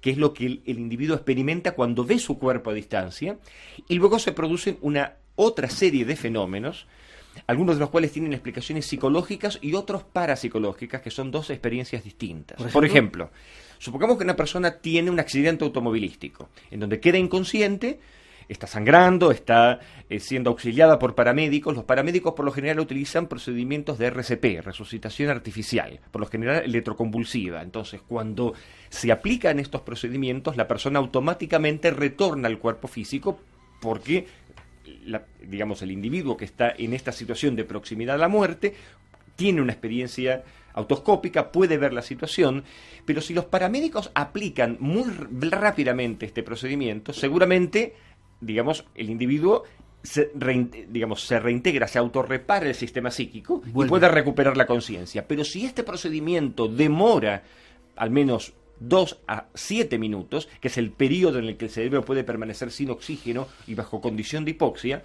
entonces el individuo puede recordar relativamente y visualizar una serie de eventos, los cuales se caracterizan, en primer lugar, por la percepción de una sensación de desplazamiento, que puede ser, por ejemplo, un túnel, la percepción de un portal, y particularmente lo que tiene de paranormal la experiencia cercana a la muerte, es cuando, por ejemplo, el individuo comienza a experimentar la percepción de que, por ejemplo, seres de luz, familiares fallecidos anteriormente, hasta incluso sus propias mascotas, o sea, todo el universo simbólico representativo de las percepciones más afectivas que el individuo tiene, acuden a su conciencia y las puede ver como si fueran personas que vienen a buscarlo o a acompañarlo en ese pasaje.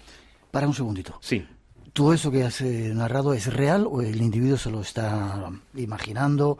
¿Son necesidades que acuden en ese momento crítico? Son símbolos arquetípicos que todos tenemos, que representan un modo de afrontar la situación de proximidad a la muerte, y puesto que la confrontación con la muerte es una experiencia humana normal. Por supuesto, no todas las personas que pasan por experiencias de proximidad a la muerte tienen experiencias cercanas a la muerte. Eso es lo que, si no todo el mundo, por supuesto, que pasa por un accidente, por una situación crítica, un intento de suicidio, una crisis asmática, un principio de ahogamiento, o sea, cualquier persona que pase o atraviese una situación de proximidad a la muerte, no todas estas personas pueden tener una experiencia cercana a la muerte. Por eso el doctor Bruce Greyson habla de un perfil psicológico de personas que tienen una experiencia cercana a la muerte que distingue la proximidad, o sea, la experiencia próxima a la muerte, que puede ser un accidente, etcétera, a la experiencia cercana a la muerte. Experiencias cercanas a la muerte ocupan aproximadamente entre el 25, 27 al 30, 31% de las personas que tuvieron experiencias de proximidad a la muerte. ¿Queda claro? De modo que, en realidad, lo que calificamos como lo paranormal, básicamente, es la transformación axiológica, o sea, valores espirituales, psicológicas, de las personas que cuando retornan después de ese proceso experimentan cambios significativos en su vida, entre las cuales la más común, la que más se destaca, es la disminución de la ansiedad frente a la muerte, en donde la persona, cuando pasa por la experiencia, todo el miedo, que por lo general casi la mayoría de nosotros tenemos en relación con la muerte, en estas personas aparece significativamente disminuido.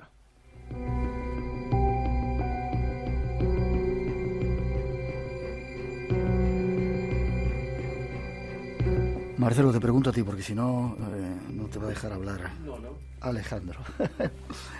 Mira, hay una pregunta muy curiosa. Quiero volver a incidir un poco en eso que os contaba, ¿no? Es decir, ¿hasta qué punto es cierto todas esas experiencias que viven? Por ejemplo, hay una pregunta de un oyente que dice: un accidente de tráfico donde murió mi padre y yo quedé en coma. Cuando desperté del coma, nadie me tuvo que decir que mi padre había muerto. Durante el coma pude ver cómo vino a despedirse de mí. ¿Qué explicación puede tener esto? Te pregunto. Y te pregunto también qué explicación puede tener esos relatos que hacen esa gente que está en ese momento de que están yéndose al otro lado y de repente cuando regresan dan detalles concretos de cosas que no han podido ver desde el lugar donde estaban. Cosas que habían escondido, cosas que había por encima. Cuéntame. Bueno, ante todo estamos hablando de un fenómeno donde se da algo muy particular y que muchas veces marca cierto grado de enfado y de impotencia por parte del experiente, que es la inefabilidad de la experiencia. ¿Cómo contar lo que he vivido? ¿Cómo hacer saber a mi familia, a mi marido, a mi mujer, a mis hijos, lo que he visto, lo que he escuchado? En el caso de los adultos se da de pronto lo que comentaba Alejandro, de ver estas formas arquetípicas o estas construcciones simbólicas, donde no está definido quizás tanto la voz o el acompañante que se ve durante este transcurso de luz o este túnel, como con los niños. De pronto una característica muy singular es que los niños hacen un relato mucho más detallado, donde pueden además mencionar figuras que los acompañan, figuras de luz, y algo muy particular. Hemos tenido casos donde la sugestión, de pronto, tú me dices, bueno, un adulto hoy por hoy puede acceder más allá del interés que pueda tener en la parapsicología y estos fenómenos desde diferentes bibliografías, informes y demás, pero un niño, de pronto de 4 años, como hemos tenido de padres taoístas o budistas, que ha tenido una experiencia a través de la cual menciona haber estado con un tal Jesús, donde no hay un contexto propicio en su familia ni antecedentes de un dogma religioso vinculado con lo que el niño ha visto o ha sentido. Entonces aquí la sugestión queda bastante descartada. Y con respecto a estas experiencias que tú mencionabas de haber visto estos colores y estas formas, estamos hablando de dos fenómenos en lo particular que están muy vinculados con el cambio y la transformación espiritual. Experiencias fuera del cuerpo y las ECM. Estamos hablando de experiencias que por lo general en un número muy alto de casos, como decía Alejandro, lo milagroso y lo maravilloso es que personas con perfiles muy quizás estructurados con respecto a un dogma religioso o carente de un dogma religioso, de pronto han sentido la necesidad de reparar lazos emocionales, perder miedo a la muerte o al mismo tiempo entender mucho de lo que han vivido. Ya, pero no me has contestado la pregunta, te la vuelvo a hacer. Nos la hace Isabel, decía eso, accidente de tráfico, su padre fallece, ella entra en coma y sin que nadie le diga, mientras estaba en coma, su padre viene a visitarla. ¿Eso es real? ¿Cómo capta ella que el padre había fallecido? ¿Cómo se da cuenta de que el padre viene a despedirse? ¿Es una ensoñación? ¿Está alucinando? ¿Hay contacto en ese más allá? Bueno, estamos hablando, dentro de la investigación y de lo que sugiere el testimonio, que posiblemente hay una conexión o hay algo en común, un estado, llámalo de conciencia, que ha hecho que ella pueda conectar, en este caso con su padre, o que ha logrado de algún modo, llámalo alma, espíritu, conciencia, este constructo, ha logrado liberarse de este cuerpo que estaba, en este caso, limitado por el accidente que ha tenido y demás. Y esto es algo muy recurrente. Personas que de pronto han logrado desdoblarse de forma espontánea y al desdoblarse se han encontrado con familiares fallecidos alrededor, que estando en un modo expectante o muchas veces ayudando a poder separarse de esta forma física de su cuerpo. ¿Eso quiere decir que existe, Alejandro, vida después de la vida? Y es una controversia, porque naturalmente para la mayor parte de las personas que han pasado por una experiencia cercana a la muerte, la convicción acerca de que existe alguna forma de supervivencia es absolutamente irreductible. O sea, las personas están convencidas de que así ocurre. Lo que ocurre es que en el caso que tú mencionas, una experiencia cercana a la muerte no deja de ser, por otra parte, un estado de conciencia propicio para sintonizar con esas realidades alternativas y tener posiblemente algún tipo de encuentro de carácter espiritual, el cual desde luego no negamos. De hecho, conozco muchísimas anécdotas y casos de argentinos que han pasado por una experiencia. Te cuento una muy cortita y breve.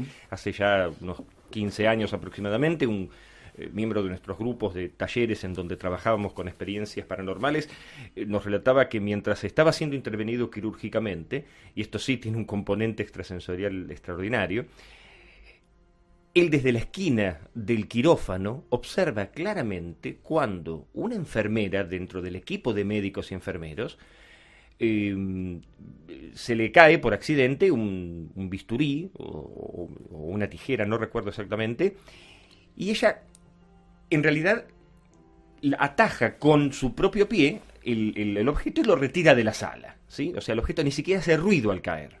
Este detalle tan puntual, cuando la intervención quirúrgica termina y en el posoperatorio, su médico cardiólogo, él le cuenta a su médico, ignorante totalmente de este tipo de experiencias, lo que había visto mientras estaba siendo intervenido quirúrgicamente. Su médico, su cardiólogo, que conocía el fenómeno de las experiencias cercanas a la muerte, le llama la atención el detalle con el que él relata este evento de la pieza quirúrgica que se había caído accidentalmente en el quirófano.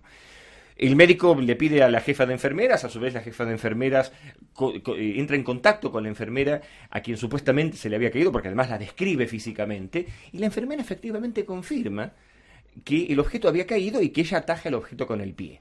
Acá, por supuesto, muchas contrahipótesis. Por ejemplo, ¿Eso cómo se puede explicar? Eso, claro, ahí viene el problema. Ahí viene el problema desde el punto de vista,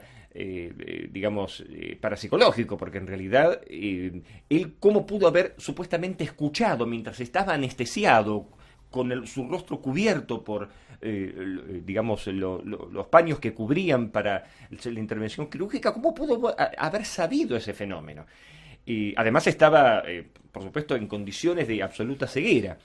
Este pequeño detalle, aunque parece una anécdota muy trivial, es un desafío enorme desde el punto de vista no solamente psicológico, sino también médico, porque en realidad no hay ninguna explicación para que este hombre pudiera haber sabido lo que estaba ocurriendo y dar detalles de una sala quirúrgica a la que por otra parte él nunca había entrado, ¿verdad? De modo que, aunque por supuesto todos conocemos lo que es una sala quirúrgica, los detalles que él daba respecto a la posición de los médicos, las enfermeras, cómo se estaba realizando la operación en ese breve instante en el que tiene esa imagen, no deja lugar a duda de que algo de su cerebro, conciencia, su mente, se había desprendido de su cuerpo físico y había visto en perspectiva ese escenario en particular. Vale. Otra pregunta de oyentes, hay un montón de ellas esta noche.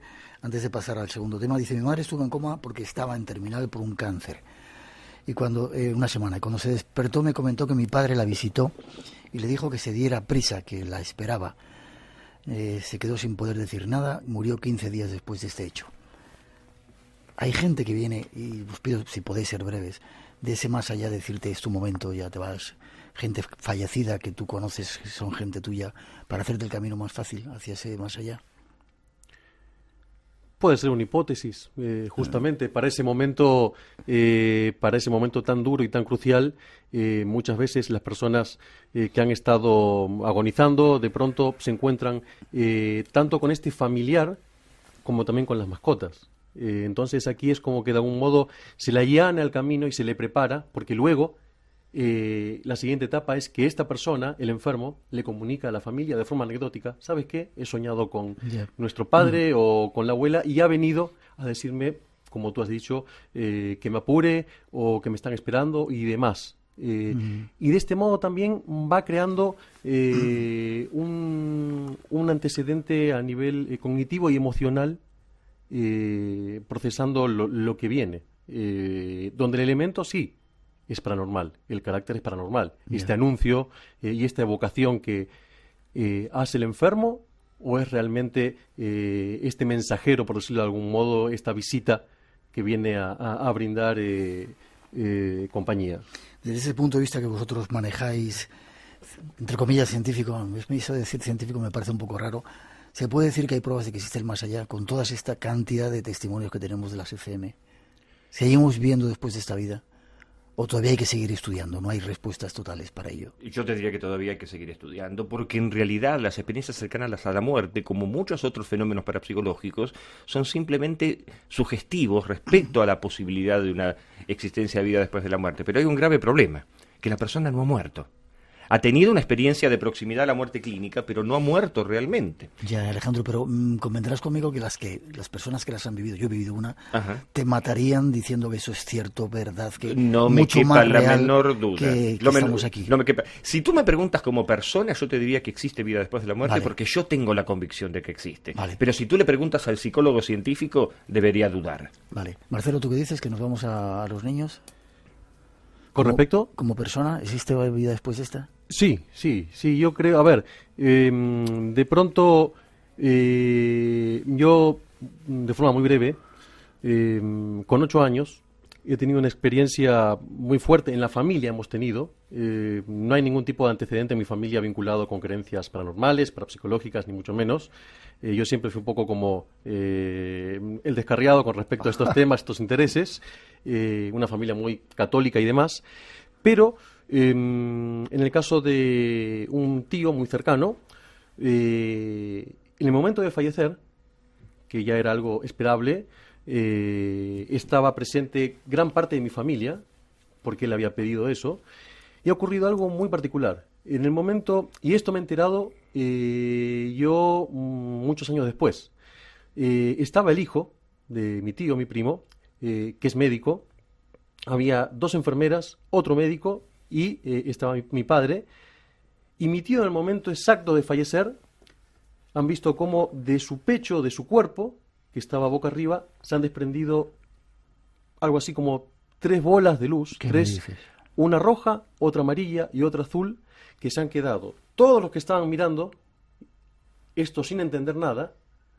mirando cómo estas bolas se han elevado hasta desaparecer directamente en el techo del quirófano. Yo cuando me he enterado de esto, era algo un poco tabú en la familia, porque nadie le ha podido encontrar una explicación, pero a partir de esto, claro, imagínate, ha sido muy complicado, tanto a nivel intelectual como psicológico, en el caso de mi primo, que médico, y bueno, con todas estas cuestiones, no. Y bueno, y a partir de eso, yo tenía 8 años cuando esto ocurrió, ha hecho que, bueno, que tenga un interés particular por este tipo de experiencias. No me extraña. 2:38, 1:38 en las Islas Canarias. Os voy a volver a meter prisa. A mí me encantaría tener 5 horas para estar con vosotros, pero ya sabéis que en el tiempo en la radio es muy limitado. 900, 137, 137 por si queréis preguntar. Multitud de personas contándonos sus experiencias. Seguimos adelante.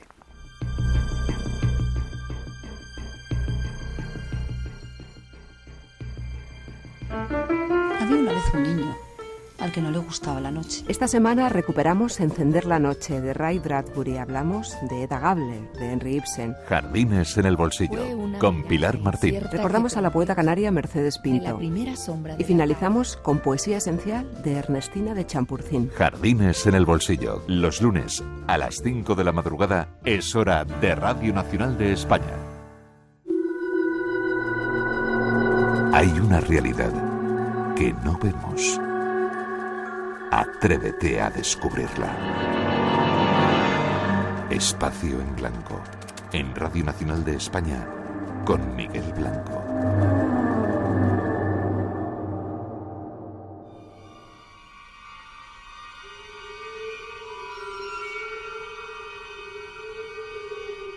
Sigamos avanzando por este extraño mundo. Centrémonos ahora en el universo infantil y en el de las mascotas, en el mundo paranormal. Se dice que los niños pequeños, así como nuestras mascotas, son capaces de ver más allá de lo evidente. Hay cosas que los niños y los animales, tal vez por su inocencia, son capaces de ver. Algunos dicen que ellos tienen un nexo directo con el más allá y lo que ahí se esconde. Existen un sinnúmero de testimonios, anécdotas e historias que hacen referencia a tales sucesos.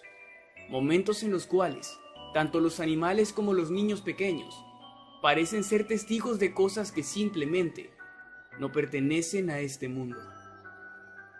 En ocasiones vemos animales como los perros o los gatos, que se quedan ladrando o aullando a un punto fijo en la nada. Se dice que en estas ocasiones, los animales tienen un sexto sentido, un sentido que les permite ver o percibir la presencia de seres espectrales, detectar si un fantasma está en una habitación y, desde luego, su compañía no les gusta mucho.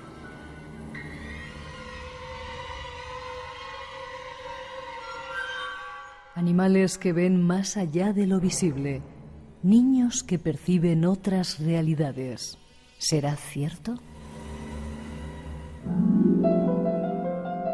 Nuestros invitados nos dan más datos. Cambiando un poco de tema, damos las gracias a esa cantidad increíble que tenemos de testimonios de personas que han tenido experiencias parecidas a la ECM. Tú decías, Marcelo, los niños. Niños y animales parece que tienen un contacto directo con ese más allá. ¿Son otras capacidades? ¿No están influidos? ¿Qué es eso? ¿Realmente ven más allá o son imaginaciones? Bueno, sí, a ver, al menos desde la evidencia y los indicios que hemos recolectado trabajando los últimos años en España, hemos publicado varios trabajos al respecto, encontramos de pronto que los niños, frente a las experiencias de carácter anómalo, paranormal, se enfrentan a un problema mayor, que es no tanto la experiencia en sí, con la complejidad que pueda llegar a tener, sino más bien la familia, donde, a fin de cuentas, la perturbación, el temor y la ansiedad hace que el niño tenga que resolver muchas veces experiencias complejas para un adulto. Uh-huh. Comúnmente las experiencias más frecuentes podemos hablar de una intensidad emocional de menos a más, comenzando por las experiencias telepáticas. Numerosos casos hemos tenido de madres de matrimonios que no sabían cómo comentarle de pronto al niño que iba a tener un hermanito, y el niño anticiparse porque ha tenido un sueño. ¿Y se había comunicado con el hermanito ya? ¿O? No. Anticiparse que iba a tener un hermanito, una hermanita, muchas veces a través de dibujos.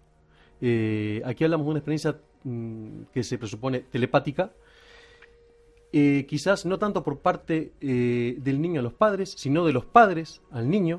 Después hablamos también de experiencias que son muy frecuentes de niños que hemos tenido casos bastante intensos, que de pronto al estar con los padres paseando, recorriendo calles y demás, se desprendían de la mano de la madre para ir a abrazar a personas que ellos sabían que iban a morir. Y, ¿sí? Cuando el padre le consultaba, ¿qué haces? ¿Qué estás haciendo? El niño respondía, está enfermo, va a morir. ¿Y tú cómo sabes? Por los colores. Fíjate. ¿Pero le conocían a esa persona? ¿O? No, desconocidos por la calle, claro. Y el niño que de pronto explicaba con las complicaciones propias de la edad, que hacía alusión a ver algún tipo de formas, colores, lo que en parapsicología podemos llegar a ver como campo áurico o formas energéticas. Bueno, el niño hace una lectura física y emocional muchas veces del estado en el que estaba esa persona desconocida. Después, otras experiencias un poco más intensas son las que están vinculadas con apariciones, que muchas veces aparecen... los amigos invisibles. Exacto, vinculadas con lo que parecen amigos invisibles, pero luego te das cuenta que con el correr del tiempo, normal, es que el amigo invisible, tiene una función compensatoria, es un espacio donde el niño juega, recrea fantasías, pero ¿qué ocurre cuando este amigo invisible de pronto le empieza a comunicar informaciones que no tienen nada que ver con el juego? Amigos invisibles que hablan de suicidios, amigos invisibles que son aburridos, que no quieren jugar, amigos invisibles que de pronto ocupan sitios en el hogar del niño, que hace que se asuste, amigos invisibles que no son bienvenidos, que de pronto interrumpen, que son invasivos en la habitación del niño. Y claro, lamentablemente los adultos no prestan mucha atención a los relatos que hace el niño, los reportes que hace de este amigo invisible, de los dibujos que muchas veces hace, que en realidad están hablando de una incipiente mediunidad infantil, que sirve muchas veces para disparar otro tipo de fenómeno y de experiencias. Entonces, hay una línea, obviamente, que también se debe descartar hoy por hoy en los tiempos que estamos viviendo con el tema de lo paranormal y el acceso de los niños a todo tipo de plataformas, descartar ningún tipo de mecanismo adaptativo, donde el niño de pronto recrea este tipo de situaciones. Imagínate que también siempre este tipo de experiencias, hay un estudio realizado por Kenneth Ring que comentaba que los adultos con los que él había encuestado y trabajado vinculados con ECM y casos de encuentros con ovnis, habían tenido durante los primeros 10 años de su vida experiencias traumáticas que muchas veces producen que el niño se disocie, y al disociarse, es decir, reposicionar su atención y su conciencia en otro tipo de situación, es normal, decía Ring, que el niño pueda conectar con otro tipo de realidades que lo pueden llevar a hacer un contacto mediúmnico con un familiar fallecido. Realidades que existen.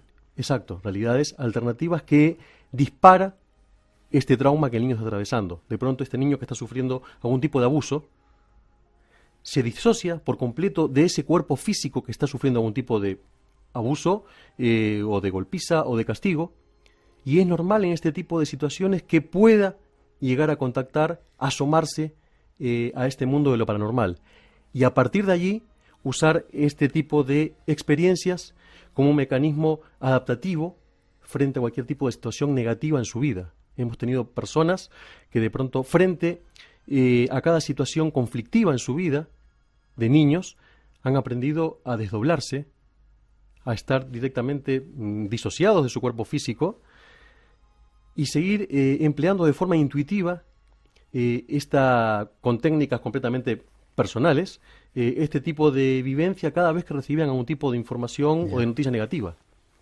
Listo, déjeme poner un poquito de música.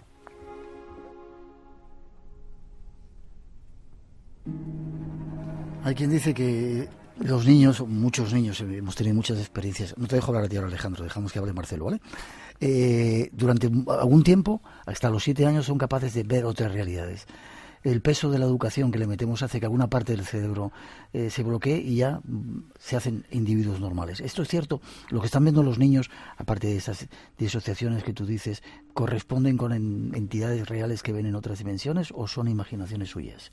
¿El amigo invisible es algo real o es algo que inventa por necesidad. Habrá muchos casos, supongo. Bueno, dependiendo, claro, exactamente, de las características muchas veces de la constitución familiar, de las características de cómo se desenvuelve la familia con respecto a la dinámica, a la comunicación, con respecto a las experiencias y las expectativas que haya con este tipo de fenómenos. De pronto una familia donde tiene algún tipo de propensión a hablar de este tipo de fenómenos, de realidades, sin ningún tipo de problemas, hace que, de algún modo, el niño, frente a esta experiencia de amigo invisible, y tenga una predisposición a ser escuchado. Vale, o sea que es bueno escuchar sus historias, creérselas. Exactamente. Vale. Animales. Bueno, con animales... Ha pasado muchas veces, tenemos también multitud de experiencias de que un perro de repente entra en un lugar donde hay una experiencia paranormal y se eriza, no le gusta, no entra. Los gatos también se quedan fijamente mirando algo que parece ser que tú no ves, pero que está ahí. ¿Tienen una percepción diferente?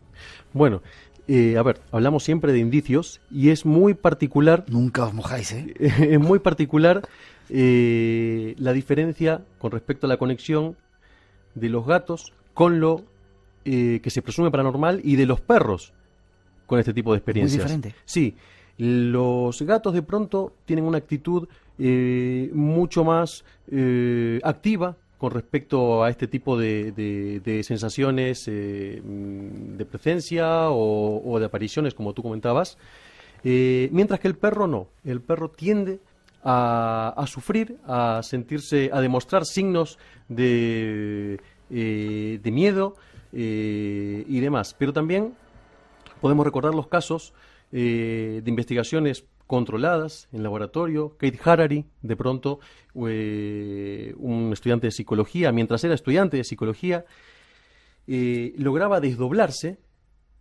en una distancia bastante importante dentro de un mismo edificio, y mientras su cuerpo estaba completamente monitorizado, había dentro de la habitación un cubo de cristal donde había primero gatos pequeñitos. Cuando todo indicaba que Harary estaba desdoblado a través de lecturas con electroencefalogramas y demás, los gatos, que querían de forma desesperada, no estaban sufriendo ni mucho menos, pero salir de este cubo de cristal, cuando en esos momentos en los que él estaba desdoblado, los gatos empezaban a apuntar con su vista algo o alguien que coincidía luego con el relato que hacía Harary de que había logrado introducirse en esta forma extracorpórea dentro de este cubo de cristal, y mucho más importante, después se han jugado pasando a otro nivel, haciendo el estudio él mismo, pero con una cobra. ¿Con una cobra? Exacto. El tema es que al estar Harary desdoblado y al querer intentar introducirse, él comentaba, luego de hacer el reporte al volver nuevamente, como él decía, a su cuerpo físico, la cobra en determinado momento estaba pasiva y se ha despertado atacando directamente y chocando contra una de las paredes de este cubo de cristal. Como si viera algo... Exacto, momento en el que Harary ha intentado introducir su pierna dentro del cubo. Y algo más también que nos hemos topado con muchos casos. Personas que desdobladas, en una experiencia fuera del cuerpo, lo frecuente una vez que empiezan a dominar la técnica es recorrer la casa, recorrer su hogar. Lo normal dentro de estar desdoblado, visitar habitación por habitación, ver los niños dormir, la mujer dormir, y el único habitante de la casa que logra percibir al desdoblado y mover la cola de forma simpática son los perros que de pronto han captado que este hombre, que esta mujer estaba desdoblado, y dirigir incluso su atención y su ánimo a este sujeto desdoblado.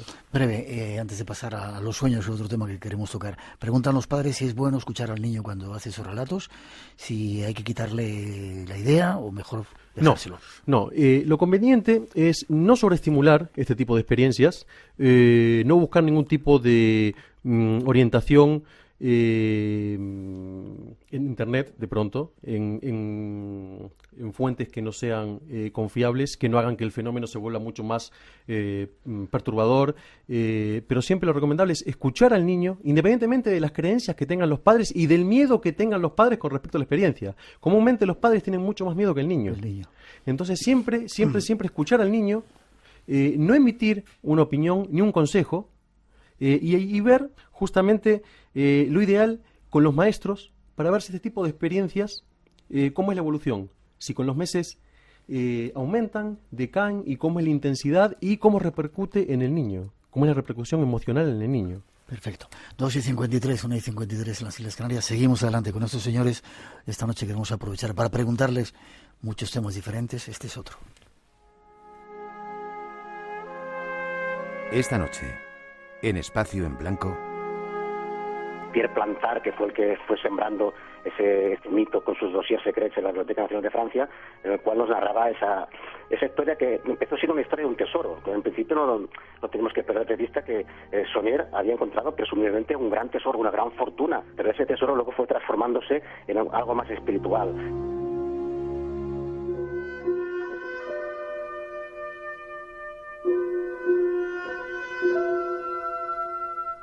Entremos en el mundo de los sueños, ese universo que se despliega en nuestro ser en el momento de dormir. Queremos conocer algo más de lo que ocurre cuando dormimos. Este es el cerebro. Conocemos menos del 10% de nuestro cerebro y usamos un porcentaje parecido del mismo. De hecho, el cerebro es responsable de todas nuestras acciones y de algo que ocurre en nuestro subconsciente, los sueños.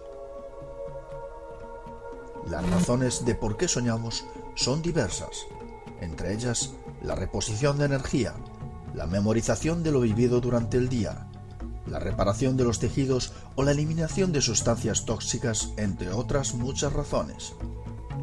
Sin duda, el poder soñar es un privilegio del ser humano y en general dedicamos 3 años de nuestra vida a hacerlo.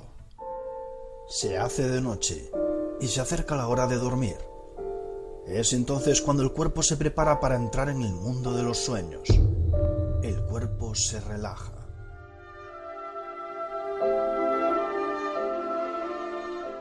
Nuestro cuerpo se relaja. Entramos en el mundo de los sueños. Pero ¿qué ocurre dentro de él? Busquemos respuestas junto a nuestros invitados. 3 minutitos seremos, Alejandro, antes de las noticias. Continuáis luego después de ellas, si te parece. ¿Qué ocurre cuando entramos en el mundo de los sueños? Hay gente que dice, cuenta experiencias, que entras en el más allá, puedes visitar otras dimensiones. Y otra pregunta más que te hago. ¿Soñamos toda la noche o se sueña en pequeños intervalos? ¿Cuánto y cuándo soñamos? Básicamente los sueños son una actividad fisiológica del cerebro humano en función del cual nos permite mantenernos en alerta y conectados a nuestra conciencia. Soñamos alrededor de entre 4 a 6 veces por noche durante aproximadamente 10 a 15 minutos durante una fase de movimiento rápido ocular que se llama fase REM. ¿Solamente? Solamente. Y una persona que vive, imagínate, una persona que vive 100 años duerme durante 20 aproximadamente, si contamos las horas de 8 horas de sueño por semana. En consecuencia, imagínate la cantidad de sueños que puedes tener en 20 años estando dormido, miles, millones posiblemente. El gran problema de los sueños es la dificultad, la mayor parte de todos nosotros, para poder evocar el recuerdo del sueño. Recordarlos. Los seres humanos nos dividimos en 2 grandes grupos en términos de los soñadores. Existen los soñadores activos y pasivos, y los soñadores hiperpasivos e hiperactivos. Los soñadores hiperactivos tienen una frecuencia de sueño de aproximadamente entre 3 a 4 sueños por semana, hasta incluso personas que sueñan 2 o 3 veces por noche. O sea, son altamente hiperactivos. Y personas que ya son más pasivas o hiperpasivas y tienen un sueño por año, posiblemente. ¿Sí? Sí, o sea, soñamos todos, el problema es la posibilidad de evocar los sueños. Ahora bien, dentro de la categoría de diferentes tipos de sueños, por supuesto existen sueños normales y paranormales. Los sueños normales pueden ser los sueños lúcidos, los sueños recurrentes, aquellos sueños o incluso sueños que evocan situaciones traumáticas, porque el sueño en realidad es el gran psicoterapeuta que tiene la mente para ayudarnos a procesar situaciones conflictivas de nuestro pasado.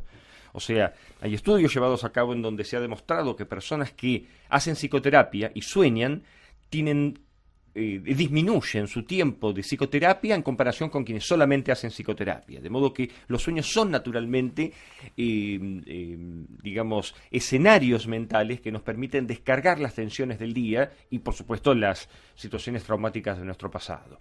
Tenemos que hacer una pausa. Sí. Discúlpame, ¿vale?